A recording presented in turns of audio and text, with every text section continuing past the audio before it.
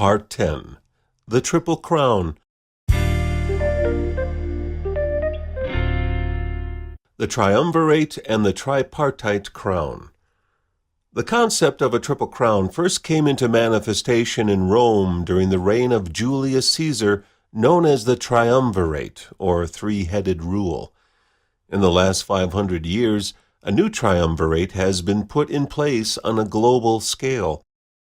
At the same time, during the revolutions of the late 1700s and through the 1800s, monarchical heads of state functioning under the historical basis of the divine right of kings that was indoctrinated into the mass consciousness over thousands of years in ancient civilizations were progressively replaced, where the state became the sovereign with progressively more autocratic authority and vested divinity. Many who have studied these ideas and historical facts know that we currently have three city-state sovereign entities that control the world. When we look at the flag of Washington, D.C., we see the two fundamentals that control the whole system: the three five-pointed stars and the two pillars lying sideways. Notice the dollar symbol superimposed on Sisyphus's boulder above. It is comprised of the same two pillars and is intertwined with a serpent that represents the DNA as the genetic code of life, like the ribbons the children wrap around the maypole every year on May 1st. On the D.C. flag, the two pillars are horizontal in a prone prostate position, and above them are the three stars. The three stars represent the three city-states that control the commercial law, the kingdom law, and the canon law via the District of Columbia, City of London, and Vatican City, respectively. The two pillars represent the law of the priest and the law of the king, also known as the law of the church and the law of the state, both controlled by the Triple Crown. They are horizontal as they are now subordinate to the three sovereign entities. At the same time, just as in the religious construct of the Trinity being a singular God, so too is this Trinity, the three made as one, all contained within the triple crown of the one intended to sit on the throne of the world through the embodiment of the Pope. That sums it up in its entirety right there. In the year 1302, Pope Boniface VIII issued the papal bull Unam Sanctum, in which he essentially claimed absolute right to all land, all flesh, and all souls via, quote, "Submission on the part of every man to the Bishop of Rome is altogether necessary for his salvation." End quote. This was solidified in further papal bulls to follow over the next 235 years, all inclusively referred to as the doctrine of discovery, through this claim of absolute control of these three essential elements of life on earth. This is also known as the triregnum, or thrice royal of the Triple Crown, and this Triple Crown was instituted in succeeding centuries as the three city-states of Vatican City, City of London, and Washington, D.C. To show the readers of this document the context and nature of these supposedly divinely inspired and absolutely supreme mandates from the so-called Vicar of Christ, let's have a brief look at some of the content of the doctrine of discovery from 1302 to 1537 in the three testamentary trusts and other declarations of that period. Unam Sanctum, papal bull promulgated by Pope Boniface VIII on 18 November 1302, asserted, quote, "It is a law of the divinity that the lowest things reach the highest place by intermediaries," end quote, meaning heaven can only be reached through the intermediary imposers known as priests. Quote, "We declare, we proclaim, we define that it is absolutely necessary for salvation that every human creature be subject to the Roman pontiff," end quote. Thus, all humans must submit themselves to subjugation of the Roman pontiff in order to reach salvation in the form that only he can prescribe and through his intermediary agents, the priests. Quote, "Both referring to two swords wielded by church and state, therefore are in the power of the church, that is to say, the spiritual and the material sword. But the former is to be administered for the church, but the latter by the church. The former in the hands of the priest, the latter by the hands of kings and soldiers, but at the will and sufferance of the priest." End quote.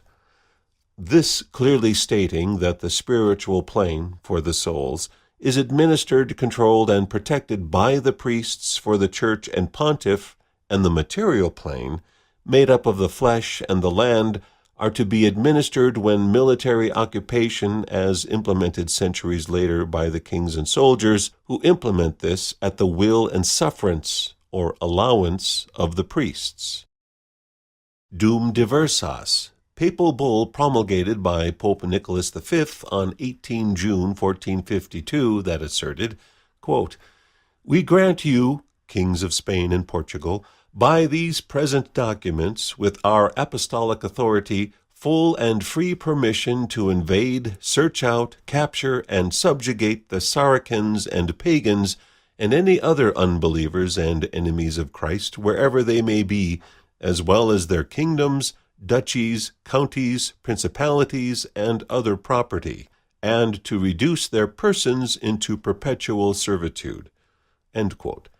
Thus, if one is already submitted to subjugation of the Church as defined in the quotes above, the Church controls them by bondage and indenture, and if there are those not in the fold, then they are either Saracens, Muslims, or pagans, which is all inclusive of the rest of humanity, all of whom shall be reduced to perpetual servitude, i.e., slavery. Romanus Pontifex, papal bull promulgated by Pope Nicholas V to King Alfonso V of Portugal, January 8, 1455, as a follow-up to the Dum Diversas, and asserts the authority of said king. Quote, "To invade, search out, capture, vanquish, and subdue all Saracens and pagans whatsoever, and other enemies of Christ wheresoever placed, and the kingdoms, dukedoms, principalities, dominions, possessions, and all movable and immovable goods whatsoever held and possessed by them, and to reduce their persons to perpetual slavery." End quote.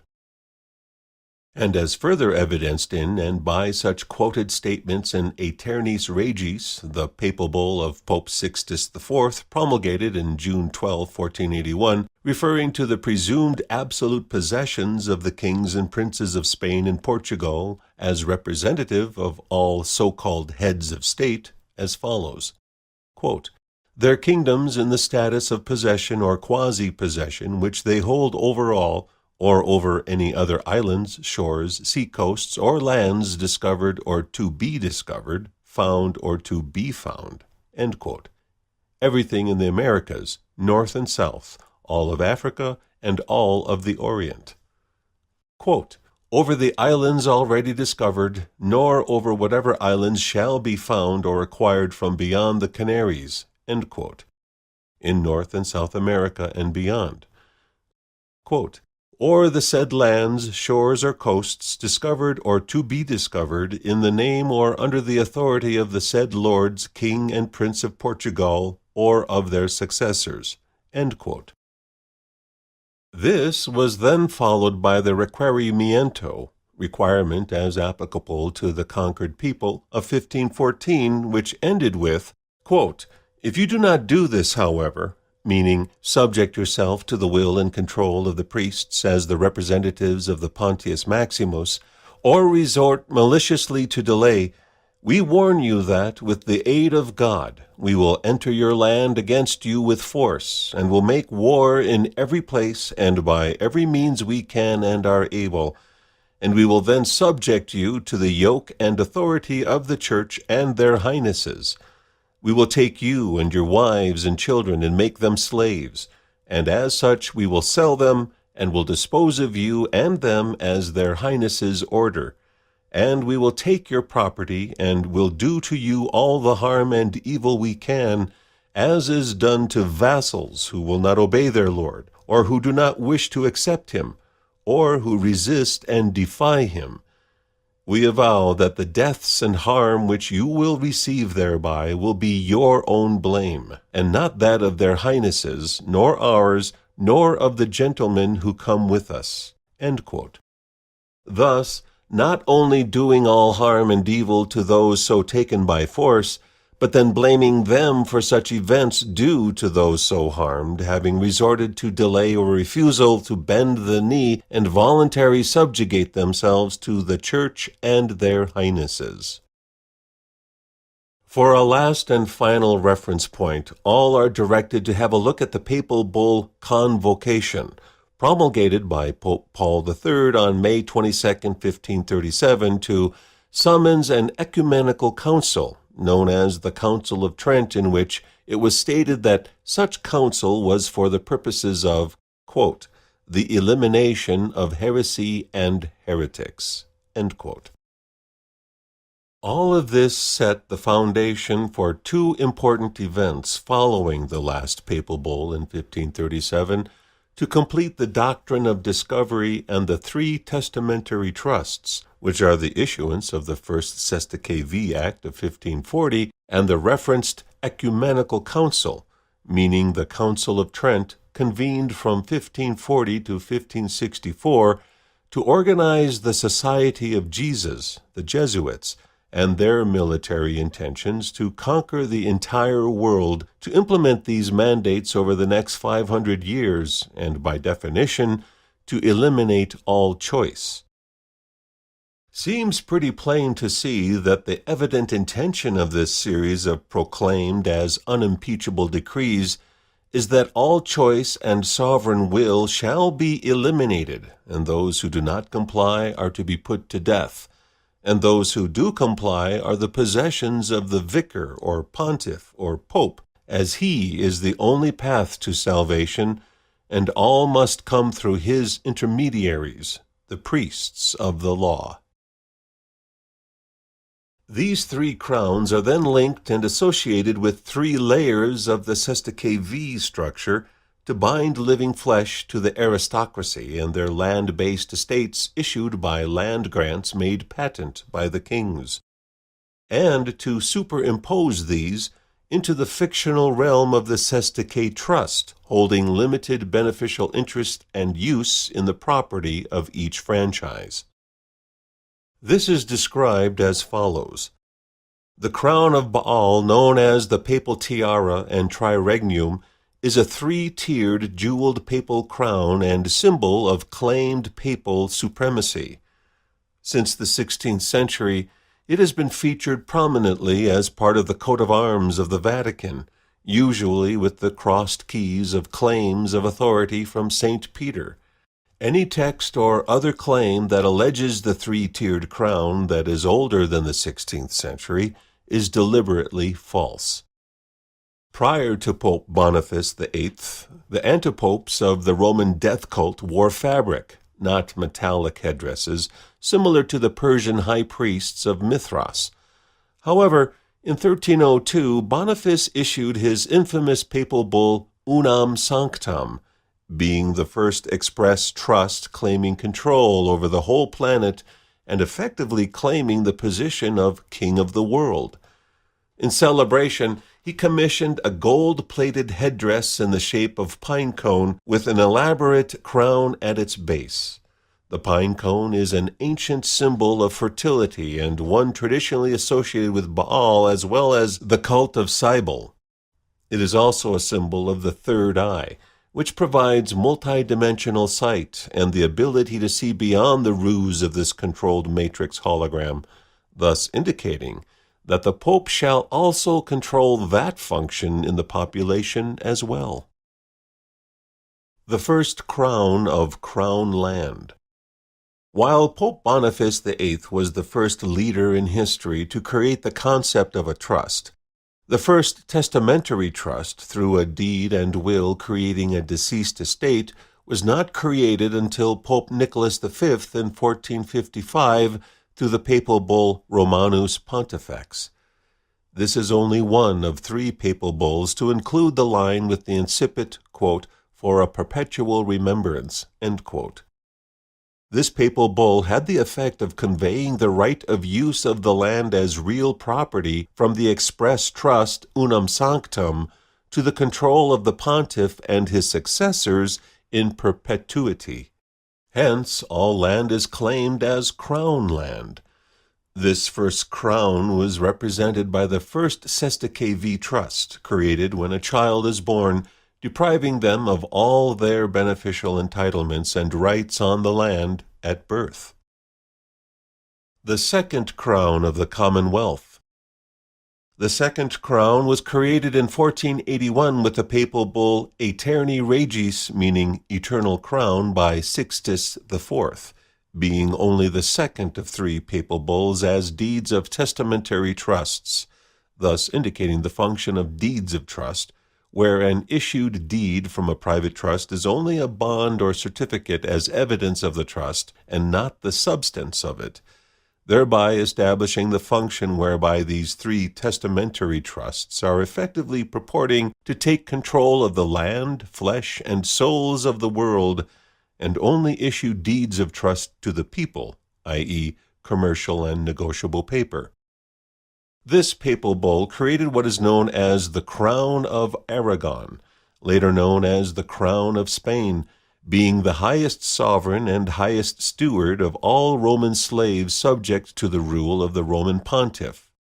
Spain lost the crown in 1604, when it was granted to King James I of England by Pope Paul V after the successful passage of the Union of Crowns, or Commonwealth, in 1605. Following the false flag operation of the Gunpowder Plot. The crown was finally lost by England in 1975, when it was returned to Spain and King Carlos I, where it remains to this day. This second crown is represented by the second Sestakav trust, which is created when a child is born, being the sale of the birth certificate as a bond to the private central bank of the nation, depriving the children of ownership of their flesh and condemning them to perpetual servitude as a Roman person or slave. The third crown of the ecclesiastical see. The third crown was created in 1537 by Paul III through the papal bull Convocation, also meant to open the Council of Trent, being the third and final testamentary deed and will of a testamentary trust, being the trust set up for the claiming of all lost souls lost to the sea of commerce. The Venetians assisted in the creation of the first Sestakav Act of 1540 to use this papal bull as the basis of ecclesiastical authority of Henry VIII. This crown was secretly granted to England in the collection and reaping of lost souls, thereafter becoming the Crown Corporation of the City of London. The crown was lost in 1815 due to the deliberate bankruptcy of England and granted to the Temple Bar, which became known as the Crown Bar, or simply the Crown. This was done as a progressive occurrence over 300 years, not just a singular event in a specific year. The bar associations have been responsible ever since in administering the reaping of the souls of the lost and damned, including the registration and collection of baptismal certificates, which includes birth certificates, as all beings are baptized by being submerged under water in debt by the Sea of Commerce, representing the souls collected by the Vatican and stored in its vaults. This third crown is represented by the third Sestakav trust, created when a child is baptized, being the grant of the baptismal certificate by the parents to the church or registrar as the gift of title of the soul. Thus, without legal title over one's own soul, a man or woman may be legally denied right to stand as a living being, but may be treated as a creature and thing without legally possessing a soul. Hence, why the Bar Association is able to legally enforce maritime law against men and women, because they can be treated as things, cargo, that does not possess a soul. The above description is found in numerous places on the Internet, without identifying the original author, although it is likely originally from Frank O'Collins, who posted all his writings and materials on numerous websites that have recently been removed and converted to a private membership foundation. The key of the above content is that the rite of baptism is one conforming to the submergence of the living being under water, to place the being into debt and subjugation. Since the entire world system is based on the function of 3 strikes and you are out, baptism is followed by communion and confirmation, to confirm the being's choice to be so placed. The secular equivalent of the baptismal certificate is the so-called birth certificate, which also places the being underwater. To see how endemic into the consciousness the meme of Triple Crown is infiltrated, a simple search in Google Images for Triple Crown suffices to demonstrate the fact. In the year 1666, the reconstruction of the City of London was commenced after the Great Fire of London in 1665. The Great Fire cleared the land so that the city could be rebuilt. This is the home of the Crown Corporation, the Temple Bar, the 4 Inns of Court, and the center of the global financial system. There is only one corporation on the planet. Every other corporation is a subdivision as a joint stock company thereof, which is why they are incorporated into the master corporation. The joint stock is the containment created by the stockade in which to corral the chattel or cattle or people, and to create a wall to bring the slaves to for auction and branding them as a secured interest. Now, there are millions of corporations, all of which have a brand name and image, all seeking to sear their brand into the minds of the people through repetition and immersion. Within the city is the Office of the Exchequer, which is the location of the Arch-Treasurer of the Holy Roman Empire. The word arc references the arc of the sun as it crosses the sky every day, the primary source of power in this world, and hence the primary construct of the entire esoteric and symbolic system developed and perfected over thousands of years. It is this arc that sits atop the 2 pillars, and is variously named the Ark of Anu, the Mantle of Yahweh, and the Yoke of the World. In the City Bank logo, we find the perfected image of all discussed herein above, where the 2 pillars are covered by the ark, and the T in the middle is the crucified life force, and the hook at the bottom for catching the fish underwater, arcing over the 2 forces represented by the 2 pillars, all held in the totality of the city, London, Crown Corporation. In the city, we find the 4 Inns of Court and the Temple Bar, where all legal codes and oath-taking priests must pass the bar, with the ultimate purpose and intent to register everything as Crown property via the Internet of Things. This is now getting down to every iota, defined as an infinitesimal amount. The bar-carrying attorneys, as legal privateers, are thus armed with their letters of marque and reprisal, with which they board and capture enemy vessels, and bring them to port to undergo legal plunder in the name of the king, or sovereign, or crown. The first corporate merger, Israel. The entire world system is a synthesis of the solar, lunar, and stellar cults of ancient civilizations. The 3 primary godheads for these are Isis, Amen, Ra, and El, Elyon. The merging of these 3 cults in ancient times can be seen as the first transnational global merger. When we combine the first 2 or last 2 letters of each name, we get Israel.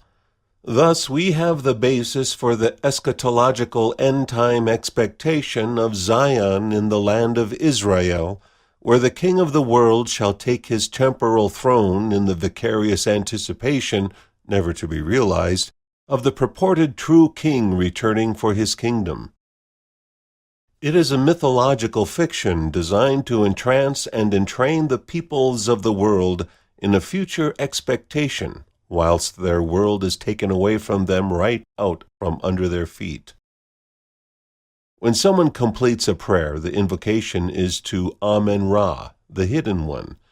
The arch is the Ark of the Sun, considered the vault of heaven, the mantle of Anu, the soul containment system, also known as solar logos. That ark sits atop every entrance to every temple, with two pillars that flank the entrance and the mantle cross top that binds the two. This is the root of the word monarch, where the false female goddess Mon is combined with the false male authority as the Ark of the Sun, and giving the so-called divine right of kings as justification for all manner of evil and destruction. In between is the binding of the slaves, symbolized by the image on every Social Security card in the United States. It requires the employee signature, and in the system, the term employee means specifically an employee of the government. A living man cannot be an employee. Only a dead fiction can be an employee. The placing of the wet ink signature between the two pillars and under the ark is the attachment of the living flesh to the law of the priest by voluntary binding agreement. It is the life force that consents to attach itself to the interior control of the temple, the temporal timeline containment buildings of Kronos/Saturn, or L, constructed along the lines of so-called sacred geometry, proportion, phi ratio, and golden mean spirals. Many proclaim the virtue of these things, yet fail to see that they are in fact worshipping the attractively spaced bars of their own prison. Thus, Ice represents the lunar goddess cult, Ra represents the hidden god, the AI control and containment matrix, and L represents the ark of power and authority of the false sun god, all to fulfill the intent of Zion. The polarities of male-female dark-light with the binary code I-O in the middle. When we have a look at the constructs of words through etymology, the root of words, and words that have the same sound but have different meanings, such as the words see and see, which are known as homophones, there is no accident in how control through the mind is perpetrated and maintained through programmed language. Therefore, being lost at sea is a homophonic equivalent of being lost and controlled in the Holy See. There are, of course, many other permutations of that. The Holy See can see all through its pineal covering triple crown of the third eye overlaying the all-seeing eye. The point being that the Holy See controls the maritime, admiralty, merchant law of the sea to implement the law of the priest to bind us by consensual agreement in the posited sea of commerce. As creator beings, when we agree to something contractually, we are bound to it. We have agreed to be bound to commercial paper known as negotiable instruments, which are securities that bind our life force and beingness as the surety, guarantor, and debt servicer. We must be licensed to operate in commerce because commerce is illegal. We have gone to sea in the sea of commerce, and because we do not know who we are and are separate from the essence of our own lives, we are effectively lost at sea. When we have a look at the many names of the goddess after Isis, we find the etymological roots of key words in the world system having to do with time and money. The words money and monetary are derived from the goddess name Mon, a lunar goddess, and thus establishing the foundation of money as lunacy. Minutes, ministry, minister, administer, and minutia come from the goddess name Min, binding us to the goddess of time and the star goddess of ministrations. The names Istara, Ishtar, Astara, Aster, and Esther provide us with the derivations of the words astronomy, asterism, aster, all with reference to the stellar cult and the stars above that provide navigation for the ships of the sea. When we combine min with aster, we have minister and ministry, the control of the population through ministerial priesthoods in the name of the false goddesses. Mon, as money, ties in with the all-seeing eye, as the word money is a combination of mon plus eye, the singular eye that sees all and controls all. Power is vested in a singular authority, the monarch, the goddess, and the solar power. Another interesting word set is testament, testimony, and testify, the root of which is testi. This is the male regenerative principle, as in testes and testicles, and when we are brought into court, we are required to place our testicles on the line, our seed and our genetics, to bind them to the temple of Baal and the bench of the judge. A testament, or testamentary trust, binds the genetic code through the male principle to the mind, testamenti. When we bind ourselves by testimony, when we swear on a Bible, we are binding our life force to the law of the priest, and allowing the priest, by operation of his law, to create bonds or money out of it, hence testimony. There are many, many instances of language and words that take us into the roots of our own enslavement, too many for this discussion, so these are just key instances and examples.